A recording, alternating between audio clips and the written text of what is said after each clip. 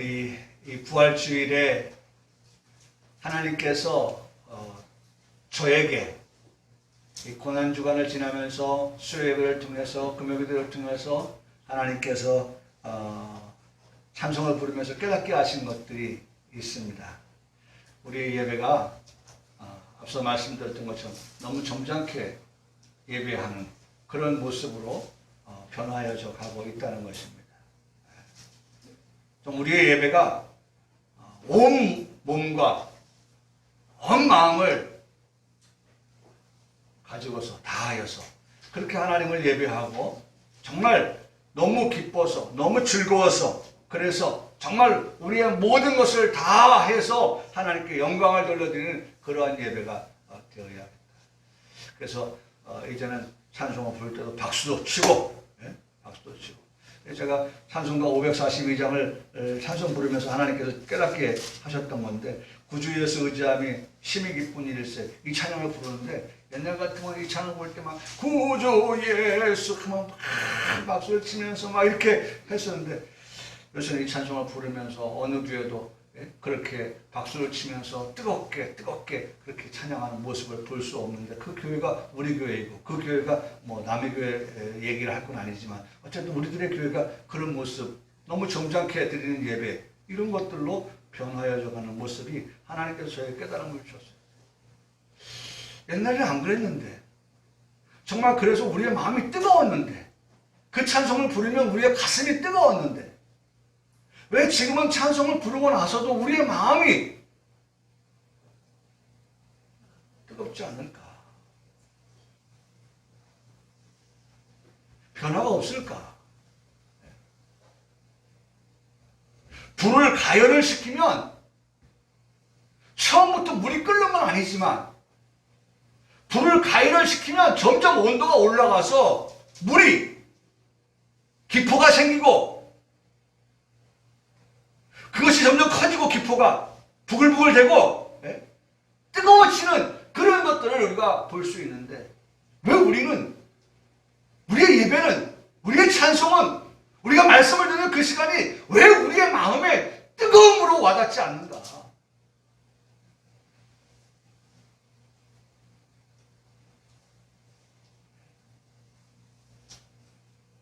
왜 차갑지도 않고 왜 뜨겁지도 않고 미지근한 그러한 상태의 우리의 신앙인가? 옛날로 돌아가보자. 이전으로 돌아가보자. 너무 점잖은 예배 말고 정말 하나님 앞에 감격하여서 내 몸을 다 불태우면서 하나님을 예배할 수만 있다면 한번 그렇게 돌아가보자. 내가 살 수만 있다면 그렇잖아요. 내가 살 수만 있다면 내 가진 재산, 내 가진 모든 것 다 들여서라도 그 길, 그 방법을 찾잖아요. 우리의 영혼이 사는 길, 우리의 영혼이 소생케 되어지는 일, 그것을 이전의 모습을 하나님께서 다시 한번 되돌아보게 하시고 그래 그거야. 이전의 모습이 그 모습이야. 그런 것들을 생각하게 하고 깨닫게 하여 주셨다는 것입니다. 자, 중요한 것, 오늘 우리에게 주시는 말씀을 통하여서 볼 때에 오늘 말씀의 제목을 유념함으로 들을 말씀이라고 하는 제목의 말씀을 다시 한번 생각해 봅니다. 유념하여 들으십시오. 우리가 하나님의 말씀을 듣습니다. 그 말씀은 아들에 관한 말씀입니다. 예수 그리스도에 대한 말씀입니다. 생명의 주님 되시는 그분의 말씀입니다. 부활의 주님 되시는 그분의 말씀입니다. 우리의 죄를 정결하게 하셨던 그 예수님의 말씀을 우리가 듣고 있습니다. 여러분 구원의 복음을 듣고 있습니다. 천국의 복음을 듣고 있습니다. 그러므로 그 말씀을 듣는 우리 성도들은 말씀을 들을 때마다 하나님의 말씀을 듣기 위하여 강단에 모인 예배당에 모인 우리 성도들은 항상 말씀을 듣는 그 자세가 하나님의 말씀을 듣고 있다고 하는 그러한 생각으로 유념하여서 들어야 한다라고 하는 것입니다. 정말 하나님 말씀을 들을 때 딴 생각하지 말고 오직 말씀에 올인하라. 말씀 듣는 일에 올인해라. 말씀 듣는 일에 주의하고 주목하고 전념하고 거기에 오직 말씀드린 일에 관심을 기울여라. 라고 하는 것이 바로 유념이라는 거예요. 유념.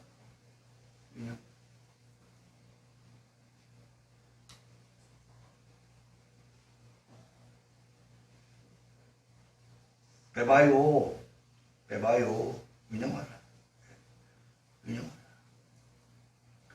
그런데 여러분, 오늘 우리에게 주신 말씀에 우리가 흘러 떠내려가지 않게 함이라고 하시는 말씀을 듣게 됩니다. 흘러 떠내려가지 않도록 함이 마땅하다. 우리가 흘러 떠내려가지 않도록 함이 마땅하다 라고 말씀합니다. 흘러 떠내려가면 안 된다는 거예요. 그 지금 아까도 말씀드렸던 것처럼 우리가 그런 열심을 다한 예배, 찬송, 열심히 들어가는 모든 것들이 지금 어떻게 흘러 떠내려간 거예요. 우리에게 여전히 있어야 될 그런 열정과 열심의 예배가 지금 흘러 떠내려가 있어요.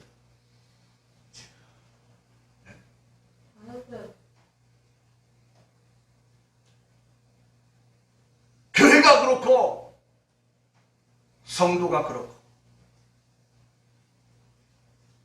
그래서 우리에게 말씀하는 거예요. 흘러 떠내려가지 않도록 하는 것이 맞다. 그 마땅한 것이다.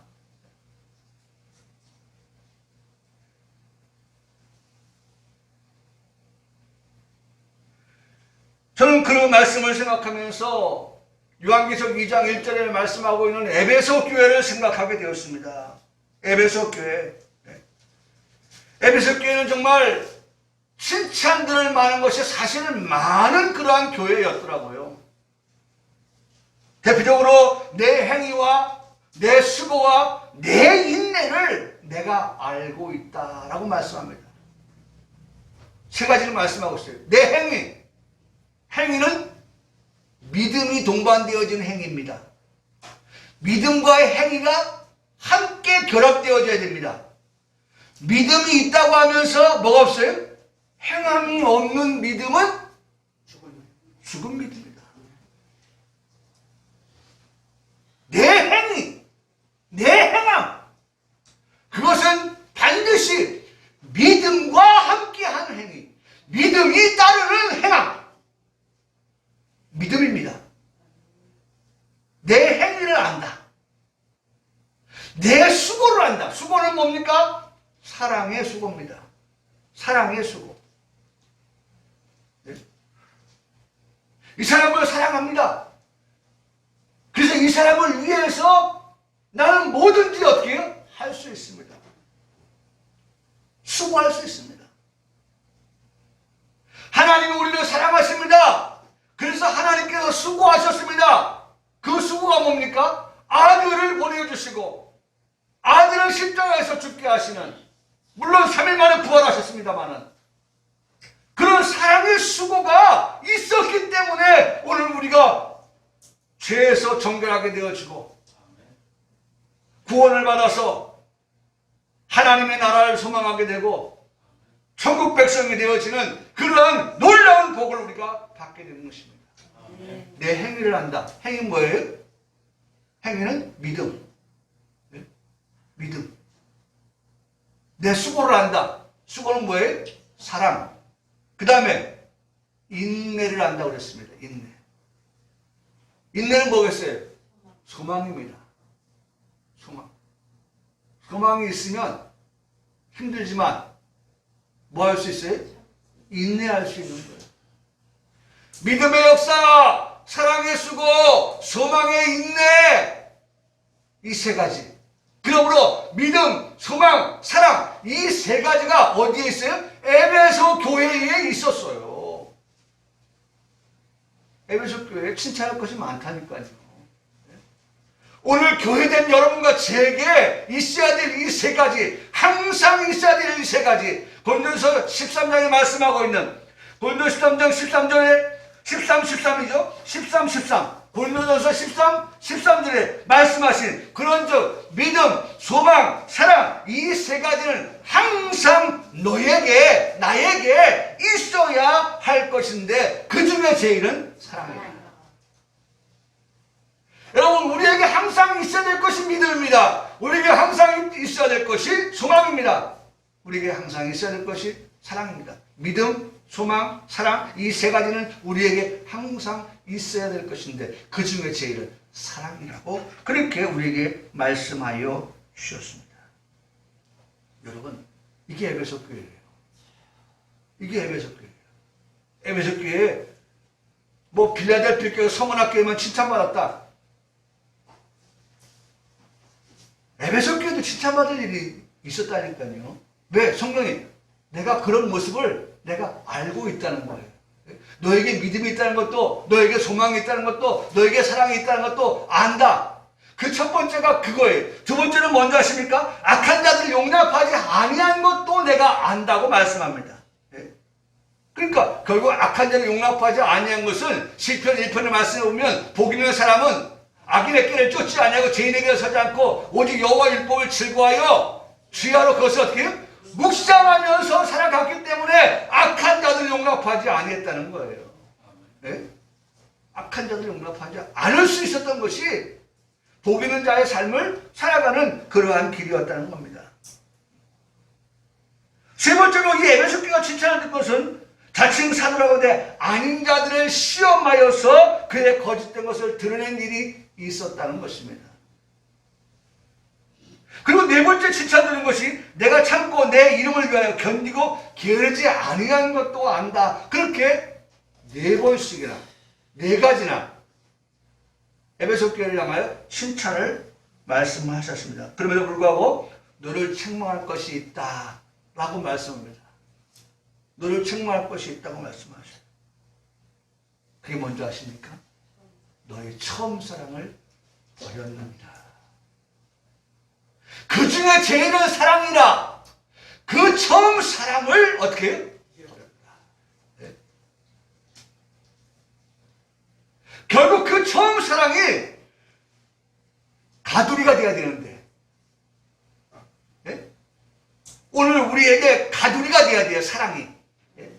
우리에 있어야 되는데 그것이 어떻게 했어요? 흘러서 우리에게서 어떻게 해요? 멀리 갔다는 거예요. 떠내려갔다는 거예요. 변질됐다는 거죠. 사랑이 변했다는 거예요. 불 밝히는 사명을 다하지 못하도록 하시겠다고 에베소 교회를 향하여 말씀하십니다. 말씀에 불이 꺼진 어두운 교회, 캄캄한 교회를 그렇게 말씀하시는 것입니다. 사랑하는 성도 여러분, 오늘 우리에게 유념하여 들어야 될 하나님의 말씀, 흘러 떠내려가지 않도록 해야 될 하나님의 말씀을 우리는 듣고 있습니다. 오늘 우리에게 2절에서 말씀하시는 내용을 보면 천사들을 통하여 2절 보세요. 천사들을 통하여 하신 말씀이 천사들을 통하여 하신 말씀이 여러분 제가 우리 교회에서 계속해서 말씀드리는 게 뭐예요? 천사는 날개 달린 천사만 생각하지 말라고 말씀드렸죠? 네? 메신저라고 했죠? 메신저? 네? 메신저. 여기는 교회 목사가 메신저예요. 천사예요. 유천사. 네? 지난주 말씀드렸잖아요. 네? 여러분들이 천사예요. 뭐 하기 때문에? 하나님 말씀을 가지고 살고 그 말씀을 전하고 하는 그런 메신저이기 때문에 우리 모두는 다 뭐예요? 앙겔로스 천사인 거예요. 천사. 그러니까 우리가 영물인 그 천사, 날개 달린 천사만을 우리가 고집하지 말고 예? 거기에 외골수적인 그런 생각을 갖지 말고 예? 오늘 말씀의 그 천사라는 뜻이 가지고 있는 의미를 생각하면 하나님의 말씀을 전달하는 전달자가 메신저요, 사자요 라고 하는 것을 우리가 생각하면 그런 천사들을 통하여 하신 말씀이 있다는 거예요. 천사들을 통해서 말씀하신다는 거예요. 그 말씀이 뭐냐? 견고하게 되어. 네? 여러분 오늘 우리가 말씀을 듣습니다. 유천사를 통하여서 말씀을 듣는 우리 평강교회 성도들이요. 여러분들은 그 말씀을 듣고 어떻게 돼야 됩니까? 말씀 위에 견고하게 세워진 교회들이 되어야 한다는 것입니다. 여러분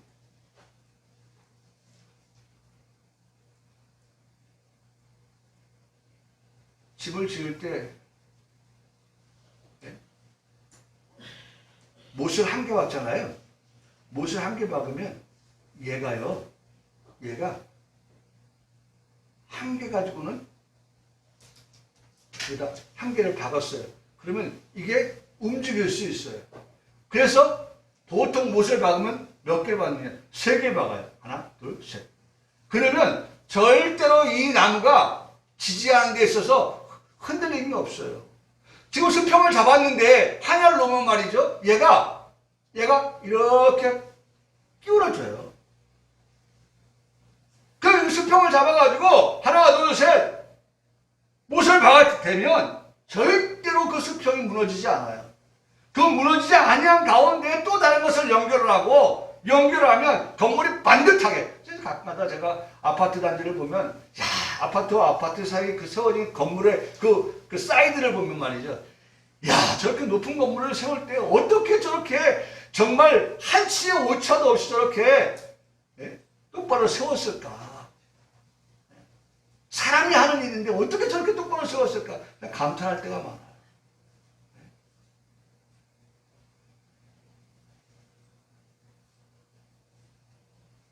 여러분, 중요한 것. 천사들을 통하여 뭐 했어요?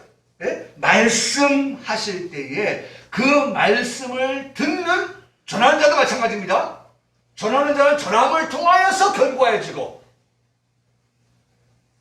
이건 확실한 거예요. 제가 메신저이기 때문에, 제가 목사이기 때문에. 목사는 하나님 말씀을 전하기 위해서 말씀을 준비하고 그 다음에 준비된 말씀을 강단에서 선포함을 통하여서 어떻게 되어집니까? 견고하여지는 거예요.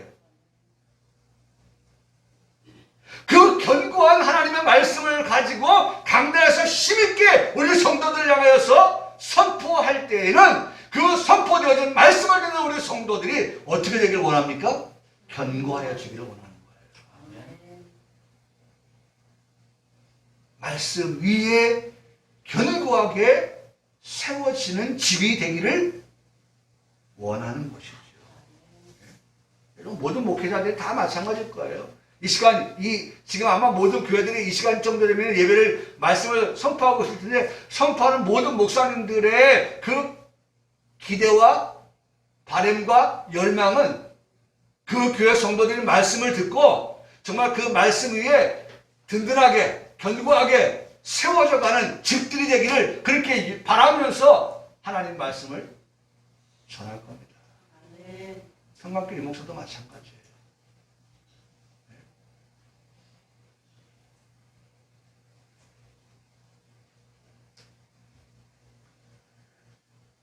여러분, 결단코 견고한 하나님의 말씀을 전하면서 하나님의 말씀을 두려운 마음을 가지고 견고한 말씀이 되도록 해야 될 메신저가, 천사가 전하는 그 말씀이 혹여나 요한계시록 22장을 말씀하고 있는 것처럼 예언의 말씀을 듣는 모든 사람들에게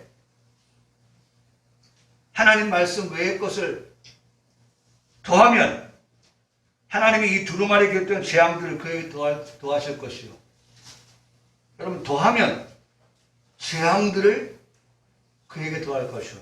요한계시록 22장 18절의 말씀입니다. 만일 누구든지 이 두루마리 예언의 말씀에서 제하여 버리면, 말씀을 제하면, 그래서 말씀은 더할도 말고 말씀은 뭐예요? 빼지도 말라는 거예요.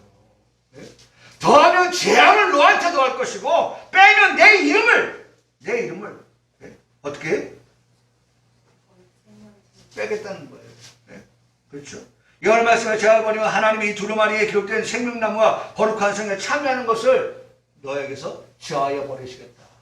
거룩한 성에 참여하는 것도 제하여 버리고, 생명 뭐예요? 나무와 거룩한 성에 참여하는 것을 제하여 버리시겠다고 말씀합니다. 그래서 두려운 마음이에요. 그래서 떨리는 마음이에요. 그래서 하나님 말씀만을 그대로 옮겨서 전하는 거예요. 여러분, 제가 지난주에 말씀드렸잖아요. 제 지난주 설교의 마지막 부분에 저의 설교가 아름답게 포장을 하고 꾸미고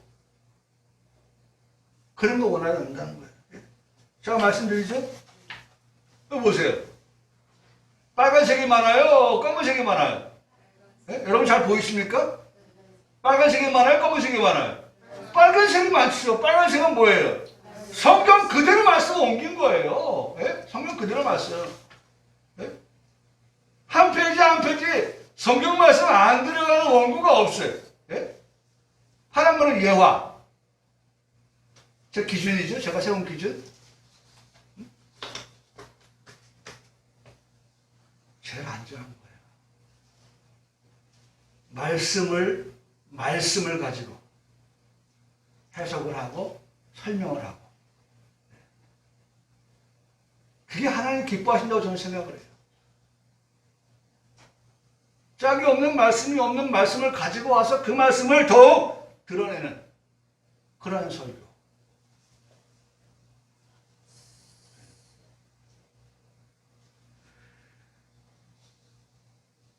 여러분, 그러므로 오늘 우리에게 천사를 통하여 하신 말씀이 견고하게 되어서 모든 범죄함과 순종하지 아니함이 공정한 보응을 받았다.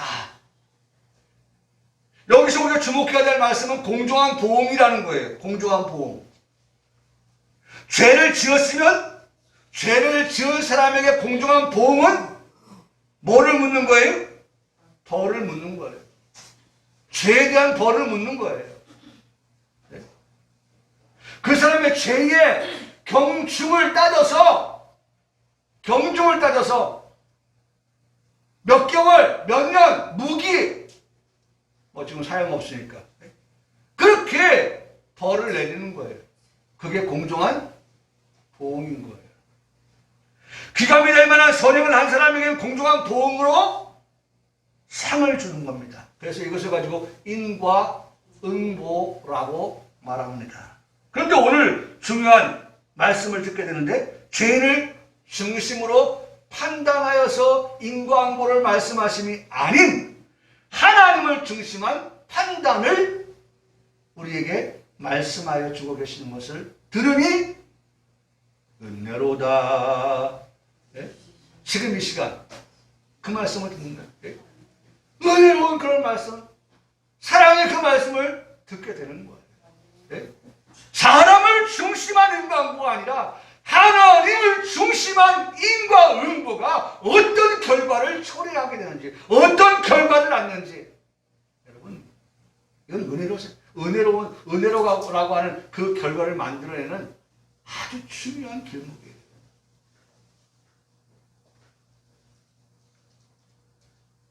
여러분, 하나님은요, 따라하시겠습니다. 자비로우셔서 우리를 벌하시는 것을 원치 않으신다. 여러분, 공정한 보응으로 따지면 우리가 죄인이에요. 마땅히 죄인된 내가 벌을 받아야 돼요. 근데 하나님은 어떤 분이셔서? 자비로운 분이셔서. 할렐루야. 다시 한번 따라합니다. 하나님은 자비로우셔서. 예, 하나님, 내가 믿는 하나님은 어떤 하나님이냐? 자비로우신 하나님, 인자하신 하나님, 예? 헤세디 하나님. 여러분, 하나님은 자비로우셔서. 여러분, 이 말씀을 기억할 수 있길 바랍니다. 하나님, 내가 믿는 하나님은 어떤 하나님이냐? 자비로우신 하나님입니다. 내가 믿는 하나님은 인자하신 하나님이시다. 그래서 주님께 3장 7절의 말씀해 보니까 벌을 면제하지 아니하고 아버지의 악행을 자손 3, 4대까지 보응하리라 하시는 말씀을 보게 되는데요. 여러분, 죄를 지으면 반드시 뭘 받아야 돼요? 벌을 받는다는 거예요. 그러니 큰일 나지 않았어요? 큰일 난 거예요. 우리는 다 죽을 수밖에 없는 소망이 끊어진 삶을 살아가는 인생이 되었습니다. 그런데 하나님께서는 자비로우신 분이라고 했죠? 할렐루야? 네. 그렇습니까? 네. 하나님은 자비로우셔서 네? 우리를 벌하시기를 원치 않으시지만 하나님은 또한 의로우시기 때문에 우리 죄를 반드시 벌하여야 되는 이 문제를 누구에게? 예수 그리스도 안에서 해결하셨습니다. 네. 여러분, 하나님은요, 네? 하나님은 공정한 보응을 하시는 분이기 때문에 공정한 보응을, 죄를 지었으면 벌을 받아야 된다. 네? 벌을 받아야 된다. 그렇게 우리에게 말씀하셔요. 그래서 벌을 면할 수가 없죠. 벌을 면제하지 아니하시는, 죄를 지었으면 벌을 받아야 된다고 말씀을 하시지만, 그러나 다른 한편에서의 하나님은, 우리가 알고 있는 하나님, 예? 헤세드 하나님, 어떤 하나님이라고 했어요? 예? 어떤 하나님? 예? 하나님은 우리에게 어떻게? 자비로우신 하나님이다. 예? 하나님은 우리에게 자비로우신 하나님이다. 하나님은 우리 자비로우신 하나님이에요. 그래서 우리가 마땅히 죄 지은 것에 대하여서 벌을 받아 마땅하지만, 하나님은 우리를 벌하시기를 원치 않으셔서 우리의 그 죄에 대해서 벌을 내리시는데, 그 벌을 어떻게 했어요? 예수 그리스도를 통하여서 해결하셨다는 거예요. 네? 예수 그리스도께서 대신 우리의 죄를 담당하게 하심으로 하나님의 죄에 대한 벌, 보응, 예? 공정. 여러분, 지금 우리 사회에 가장 화두되는 단어가 뭡니까? 공정한 사회, 공정. 예? 공정하다 보면 1등도 있고 2등도 있고 3등도 있고, 예? 1등도 있고 1등 밑에 사람도 있고, 공정한 거예요. 그럼 그 공정 때문에, 예? 모두가 다 그 결과에 대해서 어떻게 승복하는 거예요. 예? 승복. 공정하게 되어진 그 룰의 공정성을 가지고 한 것에 대한 결과를 가지고 거기에 대해서 이유를 제기한다? 그럼 그 사람이 문제가 있는 거죠. 그런데 공정한 가운데서 결과가 이렇다라고 하면 모두가 그 앞에서 수긍하는 거예요. 승복하는 거예요. 근데 지금 우리가 사는 사회가 가장 문제 삼고, 지금 20대가 마음을 움직이는 것 가운데 하나가 불공정하다는 거예요. 불공정하다.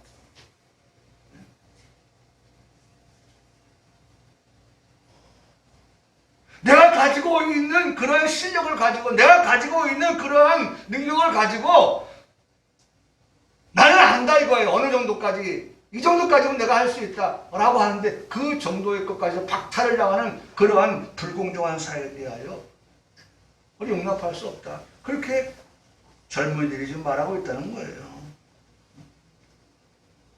여러분, 바로 하나님의 그 공정한 그 보응은 바로 벌을 받아 마땅한 우리지만, 예수 그리스도를 통하여서 해결했다고 하는 말씀은 우리가 이미 히브리서 1장에서 보았던 1장 3절에 예수 그리스도께서 우리의 죄를 정결하게 하시는 일을 하셨다. 그게 뭐예요? 십자가에서 죽으심이에요. 우리를 공정한 보응, 죄에 대한 보응을 받게 하는 그 일을 위하여서 대신, 네? 여러분, 십자가는 대신이에요. 네? 대신 십자가예요.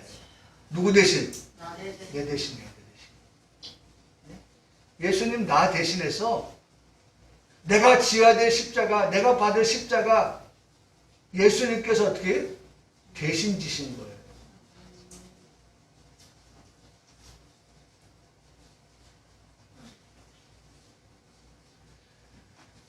금요일날 금요일에 때 말씀을 드렸습니다만, 우리 예수님, 여러분, 우리가 아는 대로 고백해 봅시다.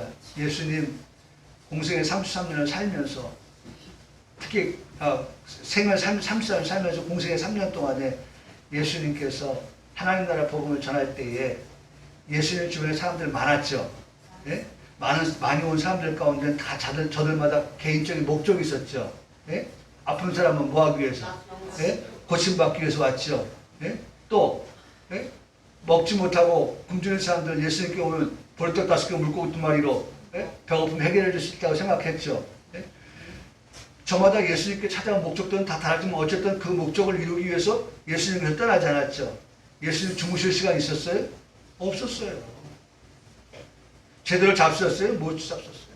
쉴 시간도 없었죠. 제대로. 그러니까 예수님, 이사야 우선이 말씀하신 것처럼 예수님의 풍채가 어떻게 예?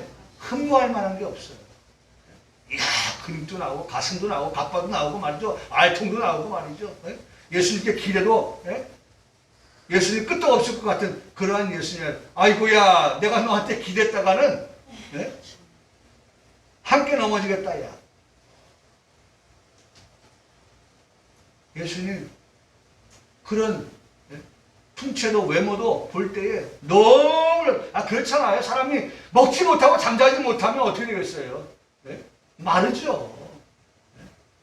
흠모할 만한 것이 없을 만큼의 예수님이에요. 그런 예수님이 내 죄 위하여서 십자가 지셨다. 십자가 지고 올라가셨다. 예? 십자가 지고 올라가셨다. 여러분, 제가 금요일에 말씀, 이 십자가는요, 한 사람의 십자가가 아니에요. 구원받을 모든 사람의 십자가예요. 모든 사람의 죄가 여기에 또 넘겨진 거예요. 짐승에게 죄가 전가되듯이, 예? 오늘 우리의 모든 죄를 이 십자가에 뒤집어 씌웠어요. 내 죄가 여기에 있어요. 여러분의 죄가 여기에 있어요. 우리 모든 인생의 죄가 여기에 있어요. 예수님이 그 모든 죄를 짊어지시고 지금 골고다로 올라오고 계십니다. 육신은 무너질 대로 무너진 상태에서 그 험한 십자가, 그 무거운 십자가 예수님이 지고 가실 때 여러분 꿋꿋하게 가실 수 있었을까요? 가다가 쓰러지고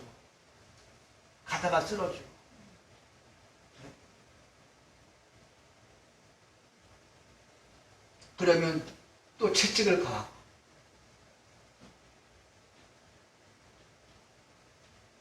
또 쓰러지네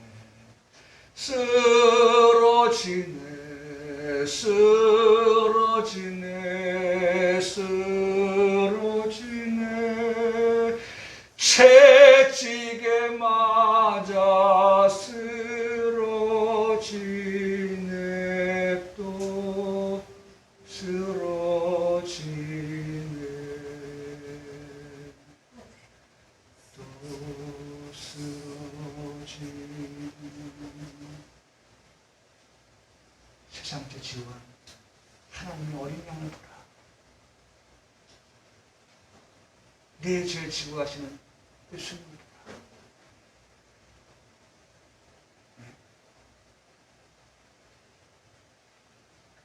우리의 죄를 그분에게 뒤집어 씌웠어요.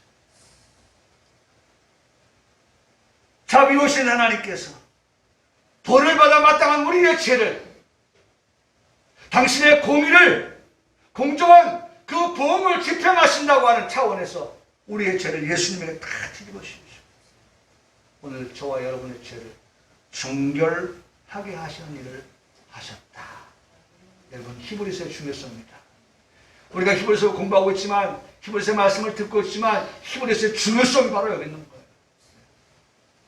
1장 3절 죄를 정결하게 하시는 일을 하신 예수님 때문에, 하신 예수님 때문에. 이사야 53장 6절에 우리는 다 양 같아서 그를 통하여 각기 죄를 받거늘 여호와께서는 우리 모두의 죄악을 그에게 담당시키셨도다.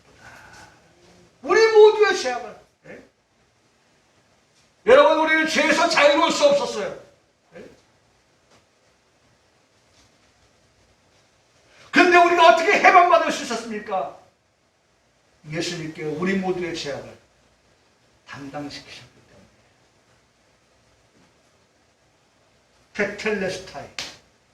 테텔레스타이. 십자가 위에서 우리의 죄값이 다 치워졌을 때 예수님께서 마침내 하신 말씀, 다 이루었다. 다 이루었다. 테텔레스타이. 완불되었다. 테텔레스타이라고 하는 그 뜻이 완불되다, 빛이 갚아졌다. 테텔레스타이. 예?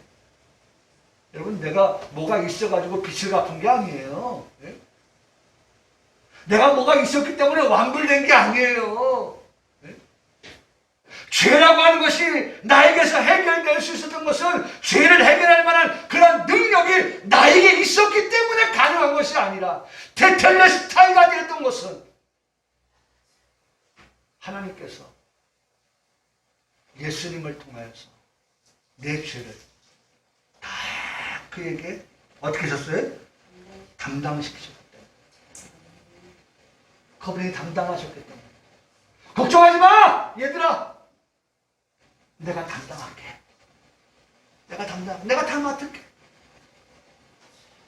예수님께서 다 맡아가지고 내 죄, 우리의 죄, 모든 것을 다 담당하시고 십자가 지신 범죄한 우리의 모든 죄값을 예수님께서 다 갚아 주신 것입니다. 테텔레스타이 공정한 보응이 이루어진 것이죠. 공정한 보응을 받았다고 말씀하십니다. 이루어진 일입니다.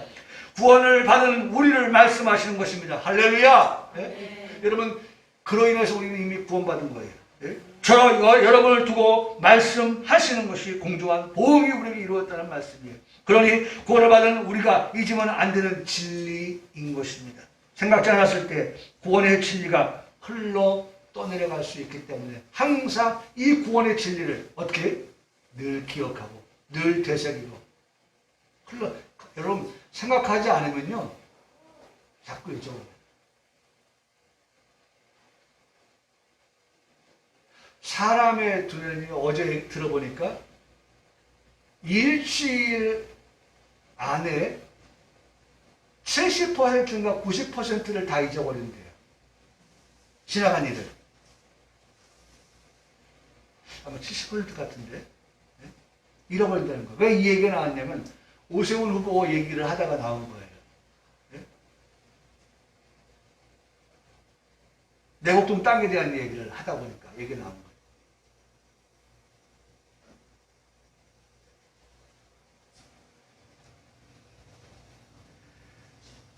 이런 얘기를 하였죠.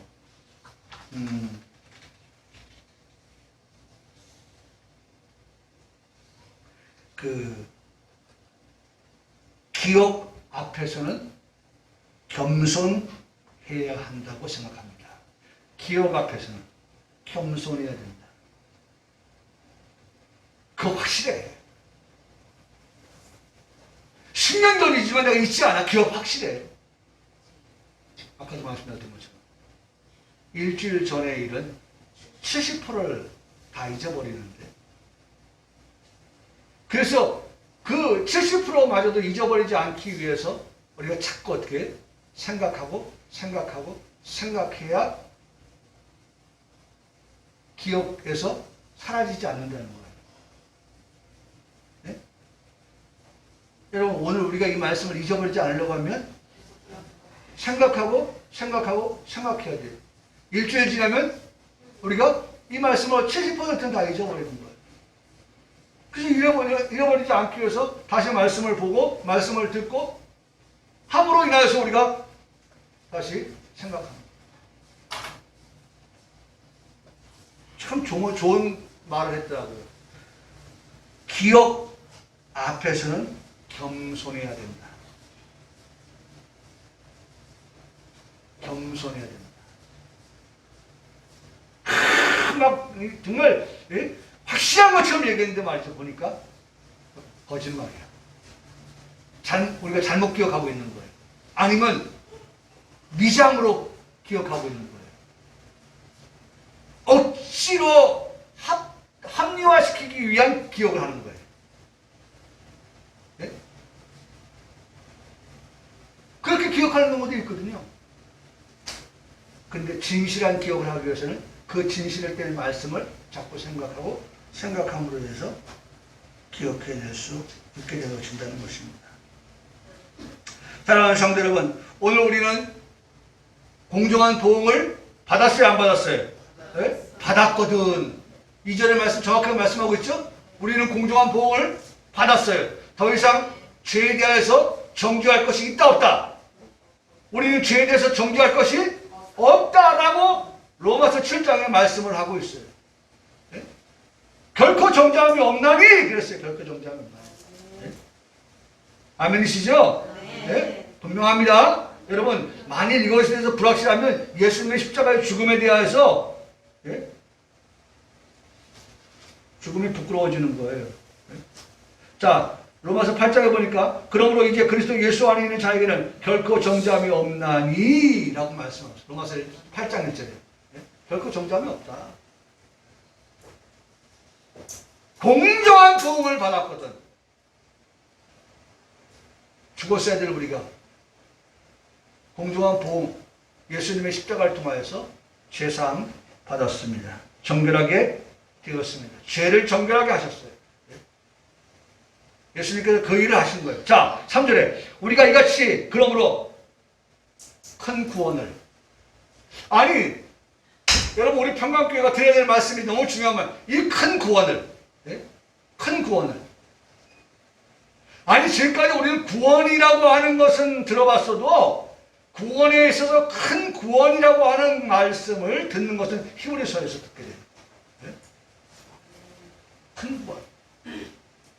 아니 구원이 무슨 크고 작은 게 어디에 있어 라고 보아지는데 오늘 성경은 구분지어서 큰 구원이다.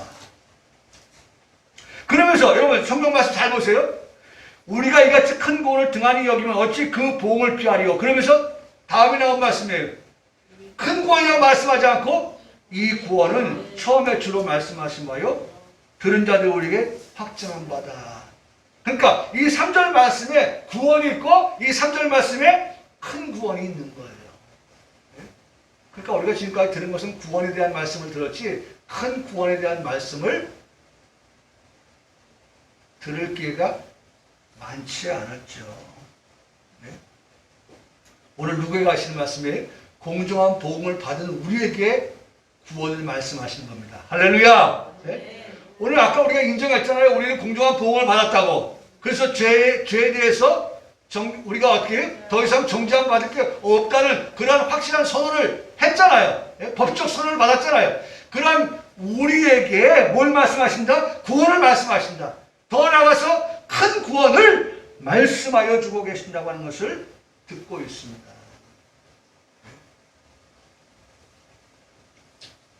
여러분 그렇다면 이 말씀을 어떻게 들어야 돼요? 유념하게 들어야죠. 아, 구원 받았고 큰 구원 우리에게 있다 라고 하는 그런 확실하고 확고하고 흔들리지 아니하는 말씀을 우리가 마음에 새겨야 되죠. 예수 그리스도를 믿음을 통해서 구원받은 나, 어떠한 신앙의 환경 가운데서도 흔들리지 아니하는 그러한 우리 평강교회 성도들, 구원, 큰 구원이라고 하는 이 말씀 앞에 흔들리지 아니하는 그러한 성도들. 여러분 구원은 어떻게 얻게 되고 큰 구원은 어떻게 얻게 되는 것일까? 구원은 예수님을 믿음으로 얻게 되는 구원을 말씀하고 있다고 하면 생소하게 들리는 큰 구원은 어떻게 얻게 되는 것일까?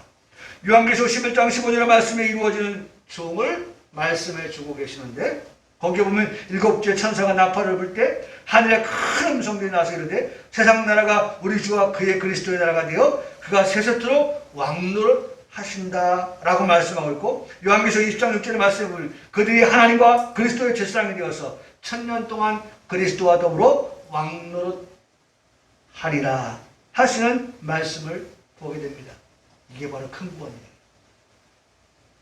지금까지는 예수님 믿고 구원받아서 죽어 천국 가는 게 우리가 들은 모두의 말씀이에요. 그게 구원이에요. 우리가 알고 있는 구원. 그러면 큰 구원은 뭐냐? 큰 구원은 오늘 요한계시록 11장에 나와 있는 그 말씀 15절, 요한계시록 20장 6절에 나와 있는 그 말씀을 통하여서 우리 주와 더불어 그리스도와 더불어 어떻게 1000년 동안 뭐하는? 왕노릇하는 자가 있다. 왕노릇하는 자가 있다. 여러분 이 말씀만 들고 마칠게요. 저는 지난주에 말씀을 다시 동영상을 통해 들으면서 하나님께서 저에게 주신 은혜가 또 있었어요. 하나님 앞에 나는 종입니다. 하나님 앞에 나는 백성입니다. 하나님 앞에 나는 아들입니다. 나는 그렇게 말할 수 있어요. 나는 나를 종, 하나님 앞에서. 백성, 아들이라고 표현합니다. 자, 여러분들이 판단해 보세요. 여러분들이 결정해 보세요. 나는 종이 좋아요? 백성이 좋아요? 아들이 좋아요. 아들이 좋죠. 근거가 뭐예요? 히브리서를 통해서 공부해 보니까 아들들에게는 뭐가 있어요? 상속자들이라고 하는 상속권이 있는 거예요. 여러분, 종이 상속이 있습니까? 백성이 상속이 있습니까? 종과 백성은 상속이 없어요. 히브리서가 계속해서 우리에게 들려주는 말씀은 아들이기 때문에 상속이 있다는 거예요. 아들이기 때문에. 아들이신 예수 그리스도가 상속자입니다. 아들들 된 우리에게 상속자들이라고 우리에게 분명하게 말씀하여 주고 계시기 때문입니다. 사랑하는 성도 여러분, 오늘 우리가 아들 되어서 그리스도와 더불어서 천년 동안 뭐하는? 왕노릇하는 이 복을 받은 자들이, 이 말씀을 받은 자들이 구원을 받고 큰 구원을 받는 자들이다 라고 하는 것을 우리에게 정확하게 말씀해 주고 있는 것입니다. 큰 구원을 받은 자의 모습입니다. 나와 무관한 말씀이 아니기 때문에 새겨드려야 될 말씀, 유념하여 드려야 될 말씀이라고 하는 것입니다. 나에게 주시는 말씀이기 때문에 흘러 떠내려가는 말씀이 되지 않도록 해야 하는 말씀이라는 사실도 오늘 우리 한번 듣게 되는 것입니다. 여러분, 구원받은 거 맞아요. 그리고 앞으로 우리에게 뭐가 이루어져요? 큰 구원이 이루어진다고 하는 이 믿음을, 이 말씀을 붙들고 소망 가운데 살아가는 우리 평강의 모든 성도들 다 될 수 있기를 주님의 이름으로 축복합니다. 아멘.